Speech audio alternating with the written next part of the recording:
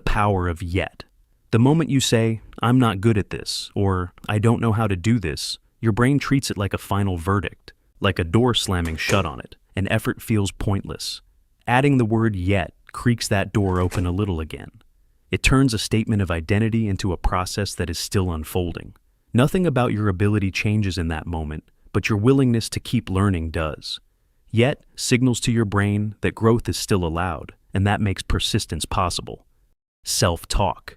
Your brain is already talking to you all day long. The only difference is whether you are consciously guiding that conversation or letting it run on autopilot. Instead, try saying it out loud. Talking to yourself actually works, even if it feels a little strange at first. Athletes, pilots, and performers do it because clear verbal cues calm the nervous system and organize action. Saying things out loud like "slow down," "focus on the next step," "breathe" may look odd from the outside, but it gives your brain something solid to follow. You might feel slightly ridiculous doing it, but it gets the job done. Attention budgeting. Attention works like money. Once you spend it, it is gone. Every notification, every tab, every unnecessary distraction takes a cut.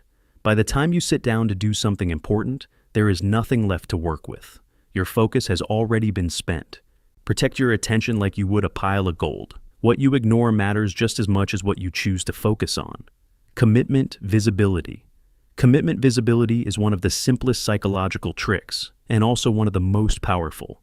When a commitment stays in your head, it's fragile. It feels optional. You can renegotiate it, you can delay it, you can quietly forget it and tell yourself you'll get back to it later. But once you say something out loud to someone, your identity gets involved. Backing out feels heavier. You don't need to announce goals to everyone. One witness is enough, even if it's not even a person, a note, a calendar, a checklist, a message sent to yourself. Even crossing something off a list matters. That small action tells your brain, this is real progress. The brain likes closure, it likes evidence. What's seen feels real. What feels real gets acted on. The Batman effect. When emotions run high, decision quality drops. Logic gets crowded out by impulse, fear, and overreaction. Try referring to yourself in third person, asking, "What would blank do right now?" Kind of like giving yourself an alter ego, in a sense. This small shift turns a personal crisis into a problem to solve. Habit stacking. Starting a new habit from nothing is difficult. There's no foundation to build on. Your brain has to create a whole new neural pathway. Habit stacking works by attaching a new behavior to an existing one. After you pour your coffee, you stretch. After you brush your teeth, you read a little. You are not relying on motivation. You are borrowing strength from a habit that already exists, extending it and using the momentum to propel you forward. This is a great technique as it builds on what you already do, making the new habit much more frictionless. Capture moments.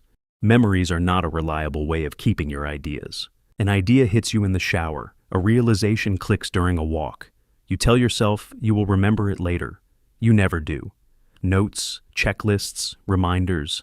Writing something down is not overkill. It is respect for your own thinking. What stays in your head quietly evaporates. A simple note can be game-changing. Emotional residue reset. Emotions do not stay neatly contained. Frustration from one task bleeds into the next, even when the situations have nothing to do with each other. If you've had a bad day at work, that leaks into the whole rest of your day. Take a short pause, a few deep breaths, a quick walk, or even a moment of silence to try and clear some of that residual tension. Just a brief pause can put you back in control again, so the next task gets your attention instead of your leftover frustration. You give the next task a fair chance instead of handing it yesterday's baggage.